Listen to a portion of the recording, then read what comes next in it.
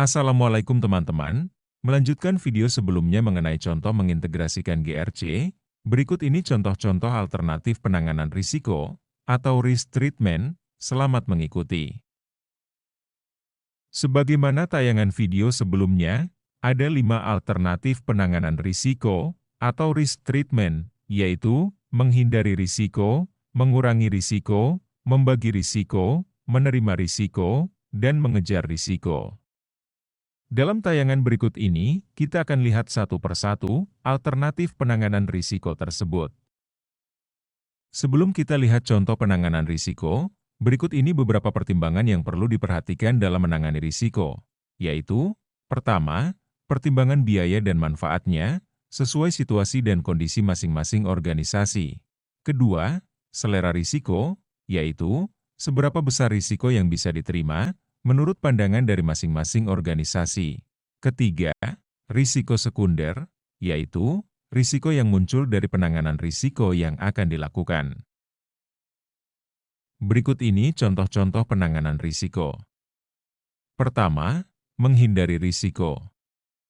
Sebagaimana pembahasan sebelumnya, risiko yang diidentifikasi dan dinilai adalah terkait dengan tujuan program pembuatan dan penjualan produk baru, yaitu mengembangkan usaha dan meningkatkan penghasilan, dengan sasaran membuat dan menjual produk baru sebanyak 15.000 unit.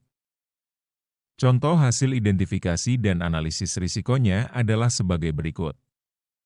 Tingkat risiko terkait pendanaan, sebesar 22, tingkat risiko terkait proses produksi, 14, dan tingkat risiko terkait pemasaran, 14.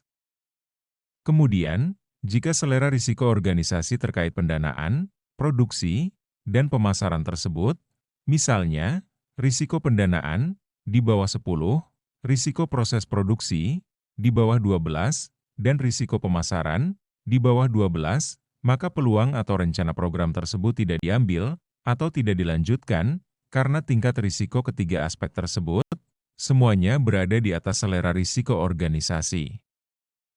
Contoh penanganan risiko kedua, mengurangi risiko. Contoh penanganan risiko dengan mengurangi tingkat risiko adalah sebagai berikut.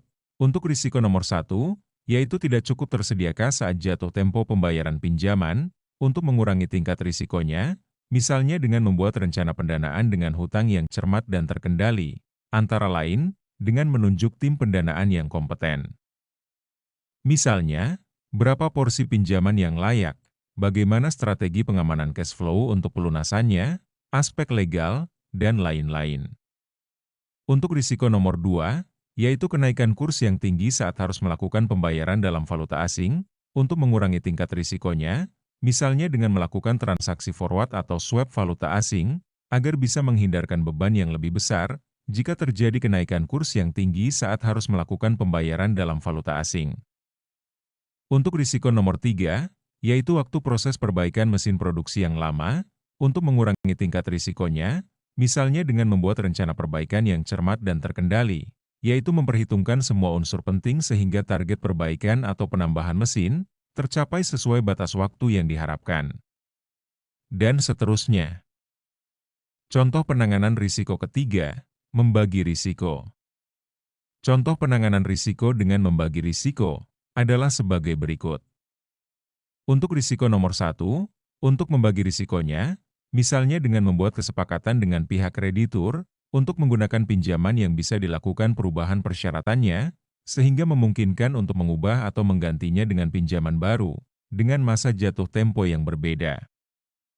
Untuk risiko nomor 2, yaitu kenaikan kurs yang tinggi saat harus melakukan pembayaran dalam valuta asing, sama dengan upaya pada risiko nomor 1.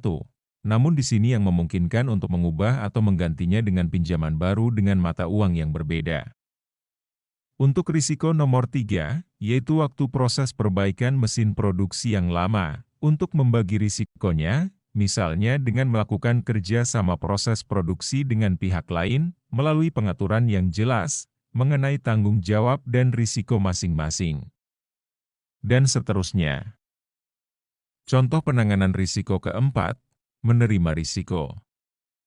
Menerima risiko adalah strategi yang dilakukan dengan penuh kesadaran untuk mengakui kemungkinan terjadinya risiko adalah kecil atau jarang terjadi tanpa mengambil langkah untuk melakukan lindung nilai, asuransi, atau menghindari risiko tersebut. Contoh menerima risiko adalah sebagai berikut. Misalnya perusahaan berencana untuk membuat dan menjual produk baru sebanyak 5.000 unit. Kemudian setelah melakukan identifikasi dan penilaian risiko, diketahui bahwa tingkat risiko pendanaan sebesar 9, risiko proses produksi, 7, dan risiko pemasaran, 8.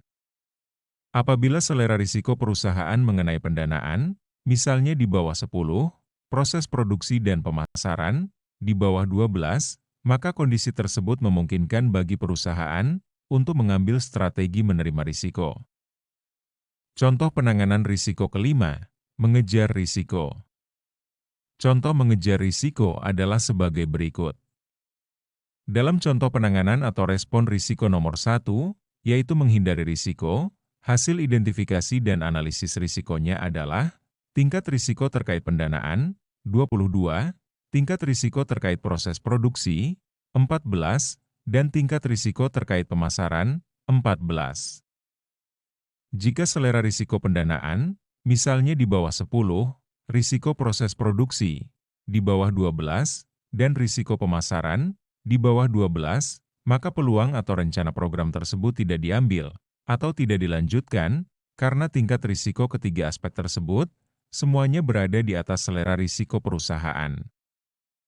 Namun karena ingin menangkap peluang, perusahaan kemudian misalnya, meningkatkan kapasitas risiko yang dimiliki dan mengubah selera risiko, serta melakukan langkah-langkah antisipatif, misalnya merevisi target waktu, atau volume produksi dan penjualan, lalu dilakukan penilaian kembali risikonya.